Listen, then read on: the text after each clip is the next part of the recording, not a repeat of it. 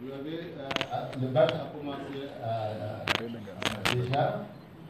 Et nous avons au niveau du terrain des présidents de jury qui représentent donc le recteur au niveau des. Nous avons également des superviseurs qui nous aident dans la gestion donc du baccalauréat. Et naturellement, il y a des éléments qui viennent également des chefs de centre. Donc, on ne peut pas. Pour ce qui est donc de.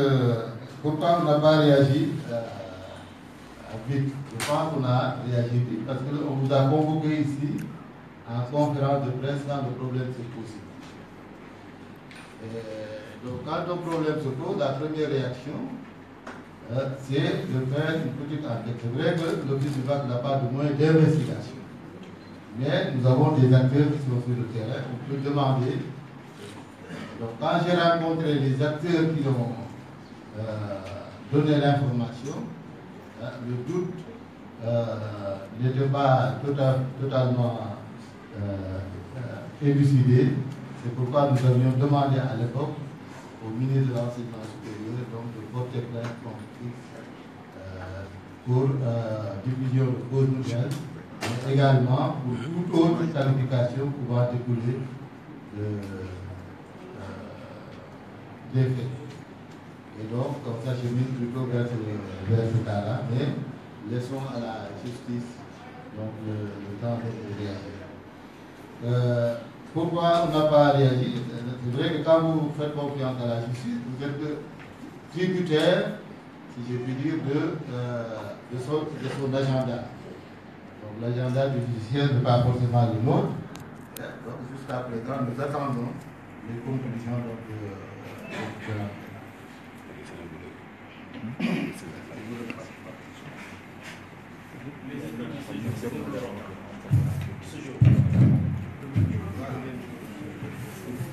Donc on n'a pas précisé l'heure, donc Inch'Allah, donc le lundi à 8h c'est l'épreuve de français et à 15h ça sera l'épreuve de géographie, comme l'heure qui a été prévue au départ.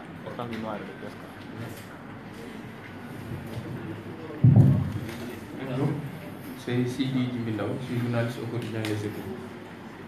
J'ai des questions. La première, c'est à propos de l'épreuve de philosophie.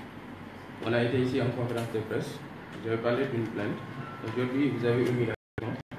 Là, si on voit ce qui en est suivi depuis là. La deuxième question, c'est par rapport, comment le dire encore?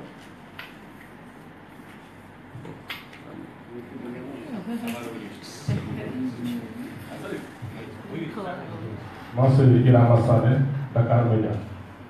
Alors, on sait que très souvent, en pareille circonstance, il est toujours prévu des épreuves de remplacement. Pourquoi cette fois-ci, vous n'avez pas utilisé les épreuves de remplacement pour parvenir à cette évaluation? Deuxièmement, le risque de survenue d'un tel événement était prévisible depuis les épreuves de philosophie, c'est-à-dire qu'il y ait des fuites. Pourquoi les autorités que vous êtes, vous n'avez pas anticipé cette situation-là à même quelques jours avant, bloquer les réseaux sociaux parce qu'on sait que ces fuites ont été amplifiées par l'utilisation par les élèves des réseaux sociaux. Pourquoi vous n'avez pas anticipé en bloquant ces réseaux sociaux-là pour ne pas arriver à cette situation? Parce que c'est les deux.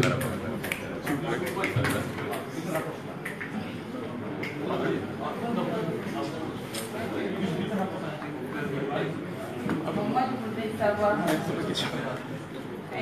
la RTS Radio, je demande quand c'est réussi, s'il y aura d'autres fuites. Parce qu'on a parlé de fuites des profs français et d'histoire.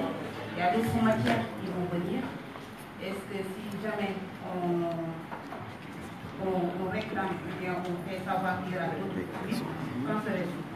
Bonjour,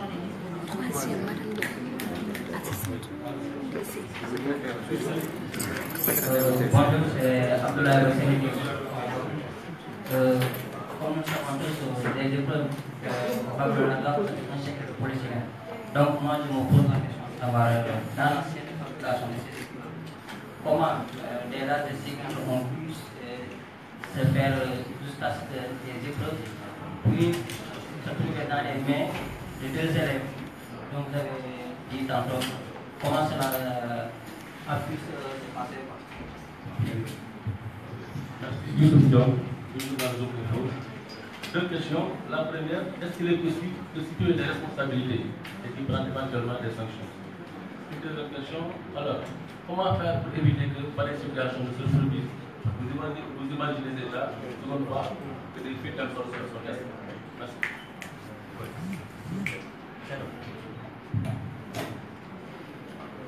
Si vous permettez de compléter la question. Je disais, la deuxième question c'était par rapport à la suite de l'épreuve, de l'examen, j'allais dire. On a assisté à des fuites pour le français, l'histoire, la géographie, on parle des mathématiques.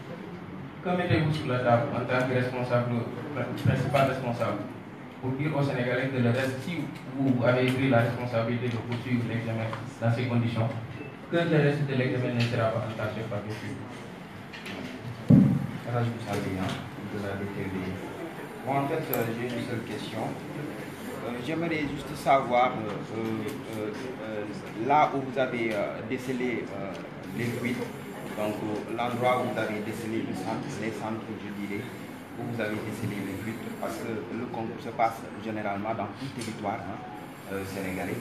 Voilà, si vous pouvez juste nous éclairer là-dessus. Merci beaucoup.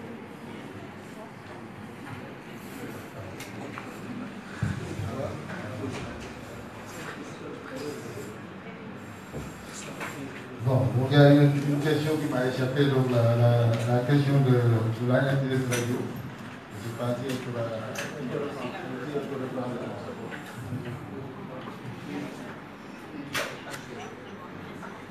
Donc, je voulais savoir, quand on est dit, il y aura d'autres fuites, il y a d'autres matières qui restent.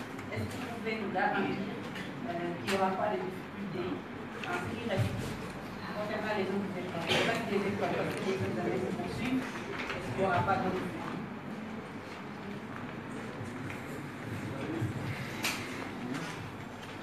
Merci. Donc pour l'épreuve de philosophie, je pense que je l'ai dit dans le discours liminaire, on n'était pas dans le même contexte que pour le.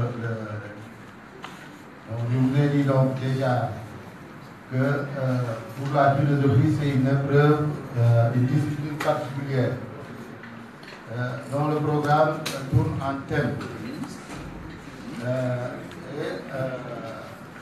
Il est plus facile donc d'imaginer, si je puis dire, des sujets de philosophie que de faire d'autres épreuves. Donc, en tout cas, de faire plus de pronostics sur le sujet qui va sortir. Et donc, quand nous avons reçu les enseignants qui ont signalé le problème, je vous ai dit tout à l'heure qu'il y avait encore des doutes, parce que c'est même une épreuve comme le baccalauréat, on ne peut pas le changer comme ça. Donc, est-ce qu'on pouvait prévoir la suite? Oui et non, parce que nous, on se basait sur les résultats de l'enquête administrative et judiciaire. C'est l'enquête qui aurait pu nous dire qu'il y a fuite. Et malheureusement, jusqu'à présent, nous n'avons pas reçu ces éléments-là. Donc, on ne pouvait pas prendre des dispositions concrètes. Est-ce que je peux donner la garantie? C'est difficile à dire. En tout cas, et ça rejoint une autre question, c'est le problème des secours. En tout cas, les dispositions que nous avons prises. Donc là, je l'ai dit tantôt également, donc il y a des rumeurs, en tout cas des éléments, des messages qui circulent un peu partout, tendant à indiquer que les mathématiques sont concernées.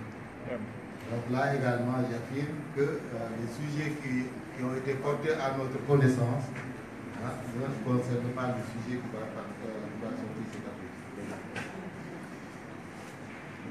Est-ce qu'on pouvait bloquer les réseaux sociaux? Moi, je n'ai pas la prétention ni la compétence pour le faire. Donc, peut-être demander aux services compétents. Je pense que c'est une question qui n'est pas si simple parce que ça touche à la liberté des gens, la liberté donc, de communiquer. Est-ce que pendant tout le bac, on peut bloquer les réseaux sociaux au niveau du Sénégal? Je pense que c'est une hypothèse quand même qui est difficile à envisager. Pourtant, ça a été le cas en Algérie ou en Éthiopie. Donc, je ne maîtrise pas cela, donc je ne peux pas m'aventurer sur ce domaine-là. Mais en tout cas, ce qu'on peut faire, c'est faire la proposition aux autorités. Donc, si c'est vrai que ça pourrait beaucoup nous aider. Parce que, qu'on le dise ou qu'on ne le dise pas, le FUTUBAC n'a pas les moyens de lutter contre la cybercriminalité. Et donc, si les autorités nous aident, ça serait bien.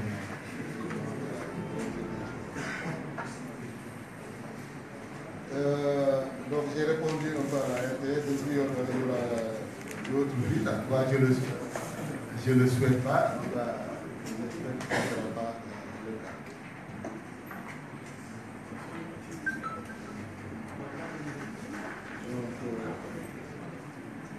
Situer les responsabilités naturellement, donc si pour un domaine aussi névralgique, je pense que si l'enquête incrimine des acteurs,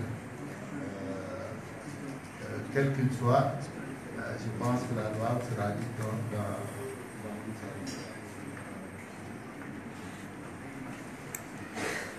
Comment éviter pareille situation? En tout cas, tout est fait pour, mais c'est difficile de... Parce qu'à côté de ceux qui construisent, il y a malheureusement des gens qui déconstruisent. Et quand vous avez des stratégies pour améliorer, certainement eux aussi ils ont des stratégies pour... Donc pour l'instant, je vous ai annoncé l'atelier sur la réforme du baccalauréat. Je pense que ces questions-là seront abordées à fond.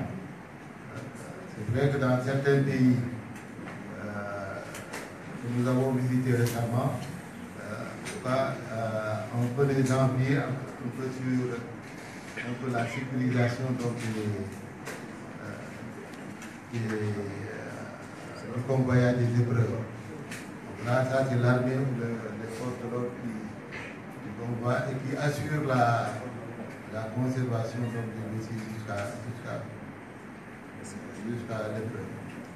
Donc si les autorités nous permettent d'avoir ces contrôles-là, ça sera également la bienvenue.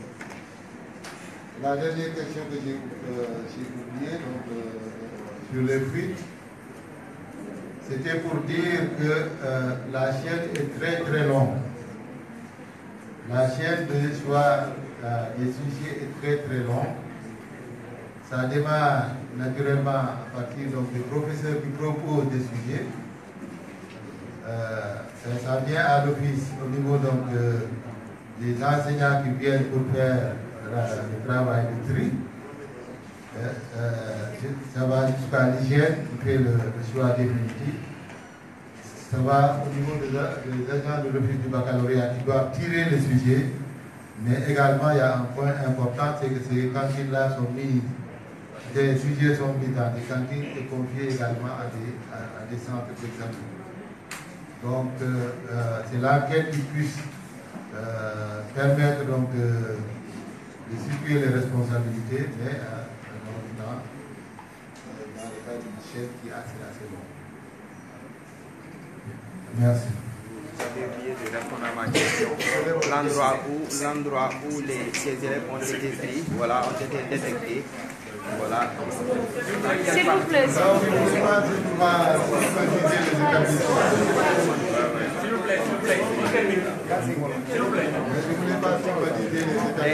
Les centres où les élections étaient pris.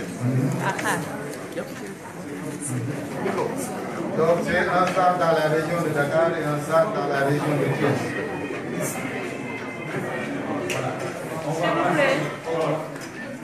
On va passer à la partie.